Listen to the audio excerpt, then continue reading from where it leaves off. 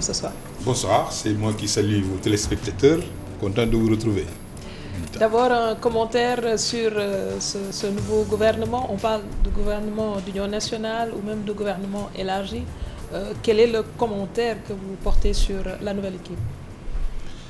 Bon, je laisserai peut-être au professeur de sciences politiques le soin de qualifier ce gouvernement et de lui donner le concept qu'il faut.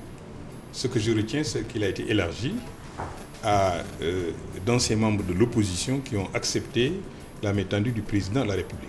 C'est le cas d'Oumar Sarr, qui est membre de votre alliance. C'est le cas du Parti des libéraux et des démocrates, And Suqali, qui a accepté l'offre du président. Et sous ce rapport, Oumar Sarr, le président, a été nommé ministre des Mines et de la Géologie. Et le nom de Babacar Gaye avait été annoncé. Ah oui? C'est passé, oui, dans la presse. Oui, vous savez, les journalistes ont l'art de titiller l'histoire et l'avenir. Ils se trompent souvent. Il arrive qu'ils trouvent le jackpot. Cette fois-ci, je pense qu'ils n'ont pas eu raison. Vous n'avez pas été contacté? Je suis dans un cadre défini qui s'appelle un parti politique autonome, indépendant des autres organisations politiques et qui librement a décidé de dire oui à l'offre du président de la République. Pour ce qui me concerne, je pense avoir été très clair depuis un an. Je n'ai plus de contraintes morales vis-à-vis du président Abdoulaye Wade, parce que je l'ai accompagné pendant 40 ans. Vous avez suivi, vous tous, les péripéties des conditions de notre bruit pour ensuite refuser l'offre du président de la République, je disais, y compris Ousmane Sonko. Cela signifie quoi? Cela signifie que mon option est claire. Je suis un homme politique, j'ai décidé de faire la politique pour essayer de participer à la transformation de notre société. Et sous ce rapport, si je ne suis pas au Parti démocrate sénégalais, soit je vais au Touba auprès de mon khalife, Seigneur Mountakha Bassirou Mbacké, ou bien je replonge dans les affaires. C'est ce que nous avons fait à créer le parti. S'il y a des opportunités de poursuivre notre action tout en ayant en ligne de mire la conquête du pouvoir à travers notre parti, pourquoi pas? Est-ce que c'est votre formation en politique qui a désigné Oumar Sarr comme étant le membre de votre parti choisi par le chef de l'État? Ce que nous avons fait au sein de notre directoire national, c'est d'accepter, après l'avoir discuté, l'invitation du président de la République faite au parti de rejoindre le gouvernement. La décision de nomination appartient au président de la République qui certainement a pensé que le meilleur profil dans le groupe c'était Oumar Sarr. Est-ce que votre mouvement fait partie du FRN? Notre parti, c'est évident, ne peut plus faire partie du FRN. Mais vous étiez dans le FRN? Absolument. Et vous n'avez pas informé le FRN de votre participation dans le gouvernement? Ah si, que si. On a entendu le FRN dire que vous vous êtes exclu, d'autant plus que vous leur avez pas informé de votre participation dans ce gouvernement-là. Je trouve que ce communiqué est redondant.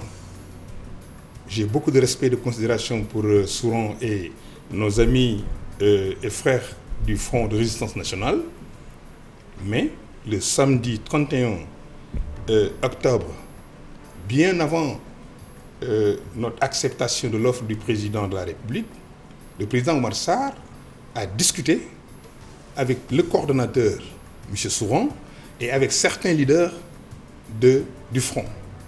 Les uns pensaient qu'il aurait dû être informé directement par le président, d'autres ont laissé en latence leur réponse. Nous sommes un parti souverain, nous avons adhéré au FRR en tant que Parti démocrate sénégalais, nous y sommes restés en tant qu'alliance des alliances Sopi, nous avons décidé souverainement de répondre à l'offre du président de la République, ce qui automatiquement signifiait que nous avions décidé de ne plus faire partie donc de l'opposition. On ne peut pas être à la fois dans la majorité et dans l'opposition, c'est évident. On peut s'attendre demain à vous voir aux côtés du chef de l'État alors? J'y suis déjà. Mais comprenez qu'être à côté d'un chef d'État n'est pas un rêve d'enfant chez moi. J'ai été 2 fois ministre d'État et 2 fois c'est moi qui ai quitté mes fonctions de manière libre. Ça veut dire quoi? Je suis déjà. Ça veut dire que notre parti, oui. Le parti des On a libéraux... entendu quand même des libéraux qui ont été reçus par le président de la République après la formation du gouvernement. On a avancé des noms. Je ne vais pas revenir sur ces noms. Est-ce que vous y étiez dans la délégation? Je ne connais pas les libéraux qui ont été reçus par le président. Vous savez, la famille libérale, elle est grande, elle est diversifiée. à la limite, je vais dire, elle est éparpillée, tout en restant, évidemment, dans ce creuset du libéralisme social. Certainement, le président a dû discuter avec certains de ses membres. Modou Diagne Fada est un libéral social. Souleymane Ndéné, et tout. Serigne Mbacké Ndiaye aussi. Comment dirais-je, Samuel Sarr, encore. Ils sont nombreux. Je n'ai pas été reçu par le président. Je ne peux pas attester d'une audience qui aurait existé entre le président Macky Sall et un de nos frères libéraux. La recomposition de la famille libérale semble être en bonne voie. C'est vrai qu'aujourd'hui, ce que nous dit le chef de l'État, c'est qu'il a essayé de mettre en place cette équipe pour la relance économique du pays. Dans une perspective de faire booster l'économie nationale, mais à côté, on ne peut pas ne pas élaguer le fait qu'en toile de fond, il y a la présidentielle qui se profile à l'horizon. Il y a également d'autres échéances électorales, notamment les élections locales. On n'a pas encore une date, c'est entre 2021 et 2022. Si le président Macky Sall a pour ambition de rassembler la famille libérale, il n'aura fait qu'exécuter une volonté du président Abdoulaye Wade qui d'abord l'a annoncé bien avant notre sortie du pouvoir, mais aussi qu'il a acté par une réunion du comité directeur du Parti démocrate sénégalais et qui a nommé une personnalité qui était chargée de mettre en œuvre cette vision-là. Que les libéraux se retrouvent, c'est, de mon point de vue, une affaire normale. Quand je parle des libéraux, je parle de tous ceux qui sont héritiers spirituels du président de la République, je veux dire l'ancien président Maître Abdoulaye Wade, mais aussi, nous ne sommes pas fermés, en tout cas moi je ne le suis pas, à tous ceux qui se réclament du centre. Parce que vous savez, Huntington, Fukuyama, ils ont cherché à nous faire avaler la fin de l'histoire, donc la fin des idéologies. Je répondais souvent que Nini, on a vu le fondamentalisme qui est aujourd'hui en train de causer énormément de problèmes à l'Occident. On a vu aujourd'hui le populisme qui gagne du terrain en Autriche, aux Amériques avec Trump, ici au Sénégal et partout ailleurs. On a vu du communautarisme qui est en train de se développer dans certains pays en Afrique. Le Sénégal a la chance d'avoir des hommes politiques équilibrés et qui savent choisir le centre.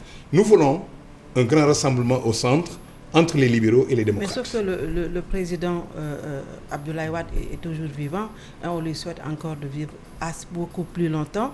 Est-ce qu'aujourd'hui on n'a pas vu le PDS également dans ce gouvernement élargi? Est-ce qu'on peut parler de retrouvailles de la famille libérale sans le père du libéralisme sénégalais? Personne, je dis, ne peut renier et ne doit renier la centralité du président Abdoulaye Wade dans le libéralisme social africain. Il en est le concepteur. C'est le précurseur. C'est dommage qu'il ne soit pas au centre justement de ce processus de retrouvailles. L'histoire politique du Sénégal ne peut pas faire l'économie de retrouvailles entre les forces politiques qui défendent les mêmes valeurs. Nous sommes des libéraux sociaux. Il y a d'autres qui sont des socialistes communistes. Il y a d'autres qui sont des extrémistes. Je pense que le Sénégal devrait avoir le soin, la possibilité, le moment pour pouvoir choisir entre ces valeurs quel est le meilleur choix. Pour revenir tout à l'heure à la question qui a été posée à propos du président Macky Sall qui a décidé de prendre en charge et de manière très rapide les préoccupations des Sénégalais, oui, je pense que la doctrine libérale aide à aller plus vite, aide à être plus efficace pour prendre en charge justement les questions économiques, mais sans toujours oublier que la finalité de l'action politique, c'est l'homme.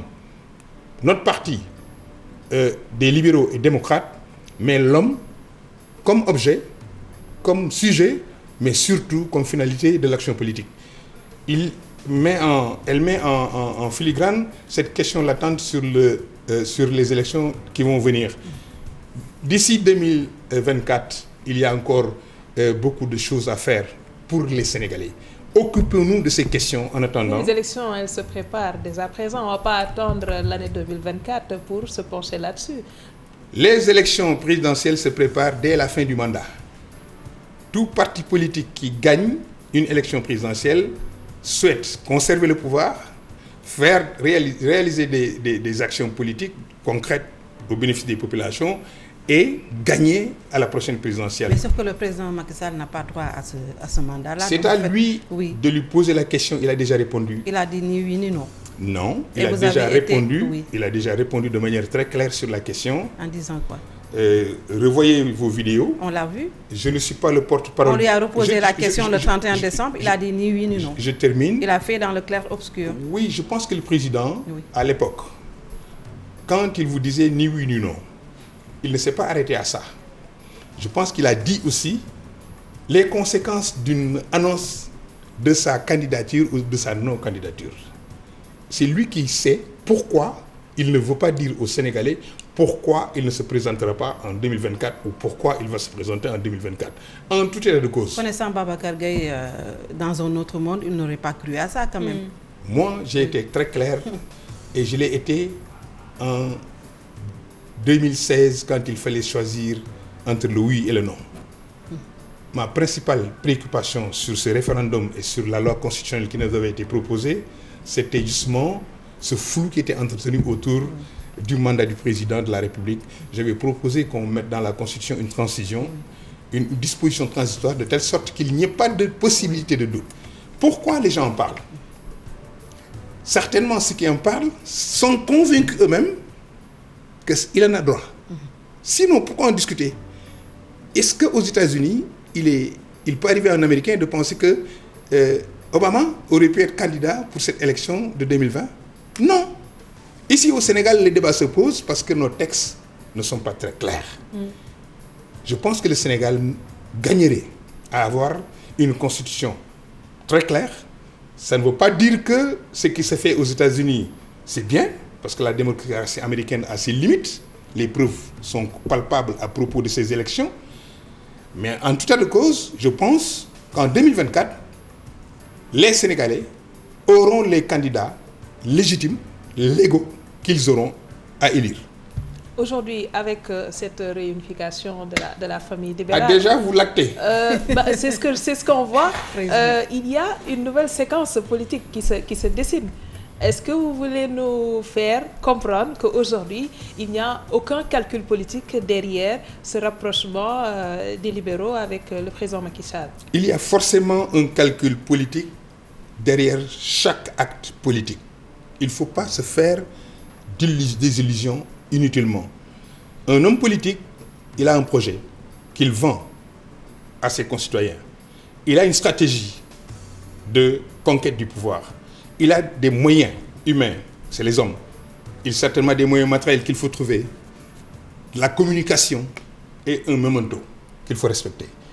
Je pense que il est tout à fait normal qu'en allant au gouvernement, en acceptant l'offre du président, en refusant l'offre du président, chaque homme politique a une arrière-pensée non dite, qu'il soit de l'opposition comme qu'il soit du pouvoir. Permettons à chacun de ces camps de pouvoir garder en secret, parce qu'en réalité, comme le dit Sun Tzu, il faut toujours surprendre l'adversaire. Et c'est valable en politique. Mais en fait, vous avez dit tantôt que vous avez évoqué l'aspect des dispositions transitoires qui n'existeraient pas dans la Constitution. Mais aujourd'hui, je ne suis pas le seul. Les professeurs de droit, en fait, oui, le nous avons entendu Zoinker, nous avons l'ancien ministre de la Justice le dire. Oui. Mais même au-delà des considérations juridiques, aujourd'hui, est-ce que le président, au nom de la morale, au nom du respect de la parole donnée, ne devait pas libérer les Sénégalais? Ça, c'est le président. C'est une question à laquelle seule la conscience du président Macky Sall est interpellée. Moi, c'est Babacar Gaye. Si j'étais à sa place, j'aurais pu réagir peut-être de la manière... Peut-être que le président va compter sur vous pour théoriser le troisième mandat aussi. Je ne suis pas un théoricien d'un troisième mandat. Oui.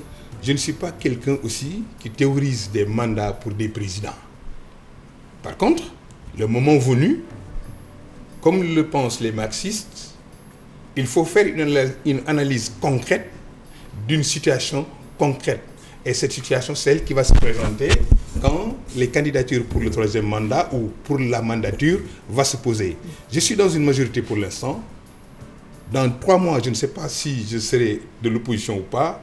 Dans 3 ans, je ne sais pas, est-ce que Babacar Gaye ne sera pas un candidat face au candidat du parti qui aujourd'hui détient les rênes du pouvoir. Et si on s'arrête sur votre alliance, disons, quel est aujourd'hui l'objectif qu'elle se fixe?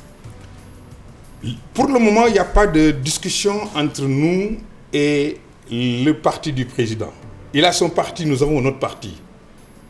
Le parti des libéraux et des démocrates, And Sokhali, dirigé par le président Oumar Sarr, a accepté l'offre du président Macky Sall. Nous sommes dans notre parti. Nous avons comme objectif de massifier notre parti.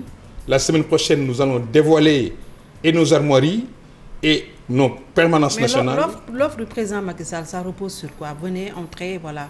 Non, vous savez très bien que l'offre n'a pas commencé aujourd'hui. Oui. Le président a fait une offre politique majeure en demandant aux Sénégalais de se retrouver autour d'un dialogue pour discuter des questions qui concernent le pays. D'abord, la commission cellulaire sur le code électoral, où tous les partis politiques du Sénégal, sauf ACT, ont pris part à ce dialogue. Ensuite, il a élargi le dialogue. Le dialogue qui n'est pas encore terminé, le dialogue national. Non, il n'est pas totalement terminé. Oui. Mais au moins, il y a des conclusions qui me semblent assez importantes et qui sont des conclusions qui obligent la classe politique à aller vite sur le code électoral. Il faut faire l'audit du code, il faut réformer le fichier, il faut réinscrire les Sénégalais, il faut s'entendre sur comment élire les maires, les députés et autres. Les TDR sont partis depuis longtemps, mais on n'entend pas, les autorités ne se décident pas à relancer l'audit du fichier, parce que c'est quand même un impératif pour aller aux élections. C'est ce gouvernement qui a l'obligation, en tout cas ce sera une des préoccupations du Parti des libéraux et des démocrates, pour que les conclusions actées à l'occasion du dialogue national soient mises en œuvre. 1. Pour que les conclusions qui n'ont pas été actées parce que nous ne sommes pas d'accord les uns et les autres, qu'on puisse poursuivre très rapidement les consultations et qu'on trouve très rapidement un consensus, le cas échéant, les mettre en application. Ça fait partie, nous, de notre mission au sein du gouvernement. Au-delà maintenant de ce qui préoccupe davantage les Sénégalais, le chômage des jeunes, l'immigration clandestine, la situation économique difficile, la femme, les enfants, l'école, l'éducation, ce sont des questions sur lesquelles nous apporterons notre contribution. Parce que nous sommes aux affaires, nous avons décidé d'y aller. Ceux qui ont décidé de ne pas y aller sont tout aussi patriotes que nous et j'estime que chacun a fait son choix. C'est à l'avenir qu'on verra si les Sénégalais ont apprécié ou pas les décisions prises par ceux qui ont accepté l'offre du président de la République. Dernier point, votre parti n'envisage pas de dissoudre votre formation dans la coalition Benno Bokk Yakaar. Nous sommes nés pour prendre le pouvoir. Nous sommes nés pour montrer un renouveau démocratique, un renouveau de gestion économique et sociale. Donc, notre objectif, c'est d'être président de la République, d'avoir une majorité à l'Assemblée nationale. Et sous ce rapport, je ne pense pas comment on peut fondre notre parti dans un parti qui existe et qui, de mon point de vue, gère, c'est vrai, existe sous le même label du libéralisme social, mais nous avons certes des différences. Je n'insulte jamais l'avenir, mais considérer que le Parti des libéraux et démocrates est né pour prendre le pouvoir. Merci. Si c'est l'ambition de la paire, certainement ils seront nos adversaires. Merci beaucoup Babacar Gaye du Parti des libéraux et démocrates And Sokhali. Merci également à Binta Diallo et à vous qui nous suivez de partout. Demain, le dernier numéro de la semaine. Passez d'excellents moments en compagnie de nos programmes.